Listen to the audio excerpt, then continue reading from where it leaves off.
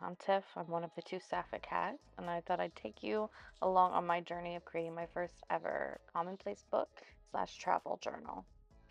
Oh yeah, that lighting is atrocious, so you're gonna have to forgive me because I have learned since filming this that the Sony that we use for travel photography really struggles with video.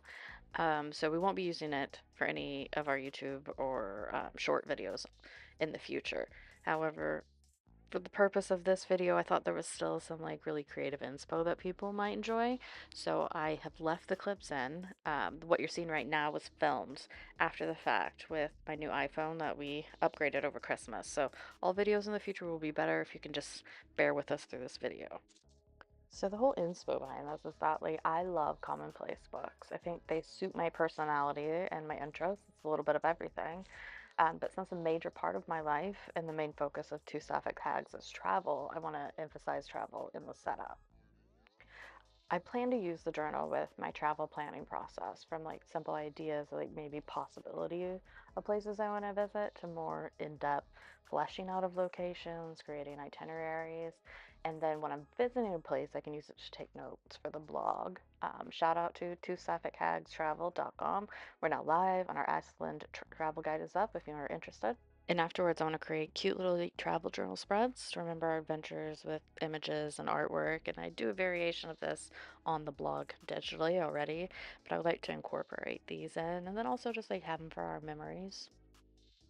To figure out the best way to set up the journal, Pinterest is definitely my muse. I've saved quite a few commonplace book and travel journal inspo pens over the last few months. And then it's basically not to copy exactly, but to figure out what I like aesthetically as well as functionally. I want to know what works best with my brain. Like I know that if I put too much pressure on it, that if it's something like journaling every day, that it's just not going to happen, and then I'm going to feel bad about it, and it's a whole cycle. Whereas commonplace, it's I can update as I go, and then I can also just do a whole bunch at once. Maybe set a day, like a Sunday morning or something, go to a coffee shop and just write down things that have happened recently, new quotes, travel ideas, etc. From my Pinterest deep dive, I started off by making notes of categories that I thought would be useful, more of like a mind dump at first. And then from that first set, I determined the best way to organize them. Like, do certain concepts fit under one overarching umbrella category, or do they need their own? And then based on that, knowing how my mind works, I broke them down into like the main categories that I'm going to use throughout the book. The final list consists of travel, creative inspo, quotes, reading notes, learning, like, watch a documentary and take notes from that, brain dump and mind map, mental inventory, which is a new one for me and I really like. It's kind of like, here's my to-do list, and so I need to put it on paper so it's not just taking up mental space. And then creative creations, like sewing, crafting, all that, things I want to do. And then writings. I thought for that it's probably more not like a full project, but I do a lot of creative nonfiction as well as horror fiction. So I could use it as a one-liner or just in general. The notebook I chose for my commonplace book is actually one I got back in 2023 at a TK Maxx out in Windsor. It's only about 7 pounds. It was like the first month after had arrived in the UK to live, so it's been patiently waiting for its debut. It's already gorgeous. It's got these like dried flower look around the hedgehog, but I want to add just a little bit of pizzazz. So I'm gonna put some um, embroidery elements on the cover. I think I'm going to basically focus on the flowers for this bit.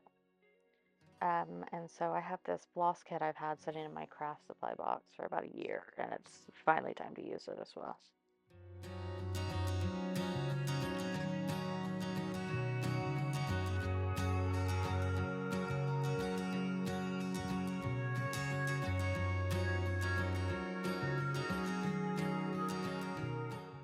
So for the color palette, I went with mostly muted tones. So like those like muted earthy tones.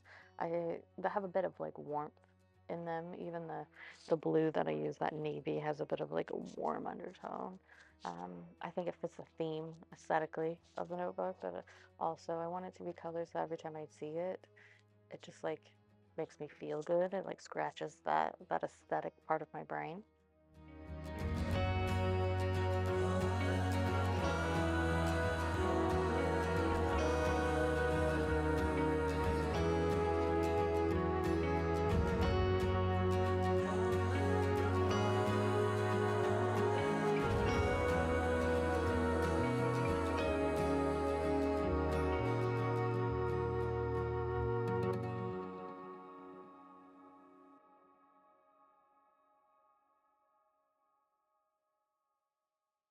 I've never actually embroidered paper before. I've saved a lot of pins about it, but I've never done it myself, and I'm a bit obsessed with it. I think it is really easy to do, but it also takes the cover to the next level, really adds that 3D element. One thing I was thinking about doing that I ended up not was adding some like biodegradable glitter to it. Maybe a little sparkle with the more earthy texture of the embroidery floss might like really take it to that next level. I don't know, something that I'm still considering. I might add it later.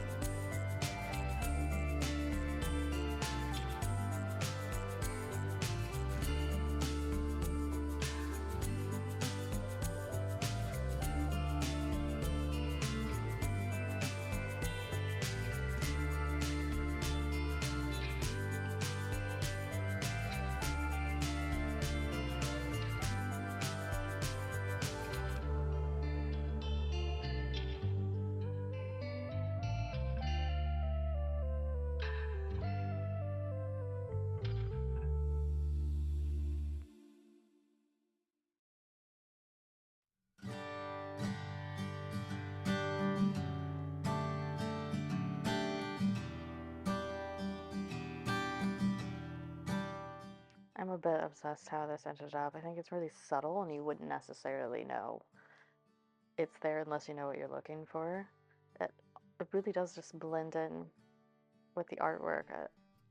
I love it a lot. I think it would be easy to go over the top, but also maybe not enough. I think this is just perfect.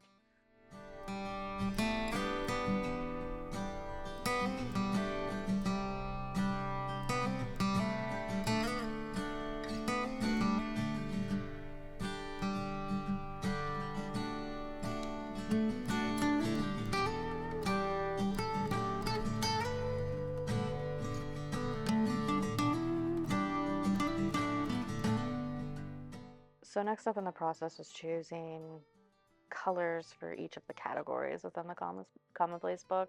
I've noticed a lot of people do this. I think it's both an aesthetic choice and then makes it easy to find certain elements within the journal if you're just flipping through. like with the embroidery floss, I went with really like muted tones, very earthy, and very cozy is the term I think often in my brain. I think they also kind of go with the cover itself, so it works out well.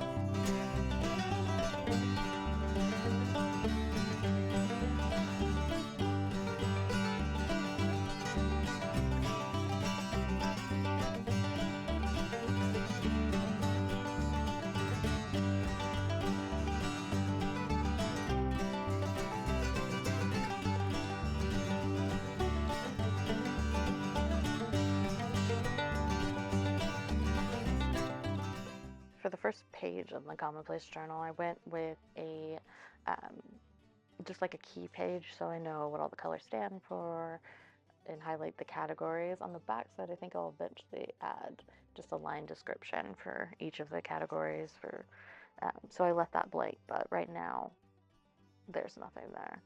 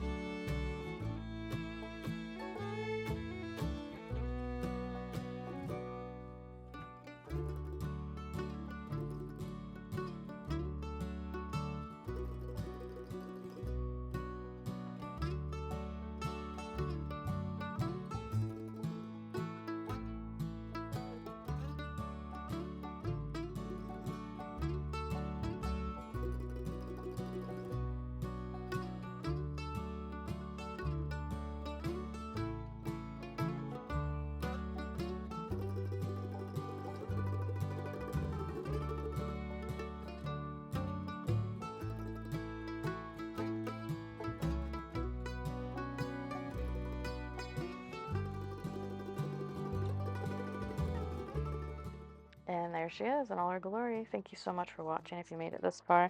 Again, apologies about the lighting. Next video will not have that issue. Um, and if you have set a Commonplace book up yourself, I would love to know what the categories you chose are, and if you did the color selection similar to mine.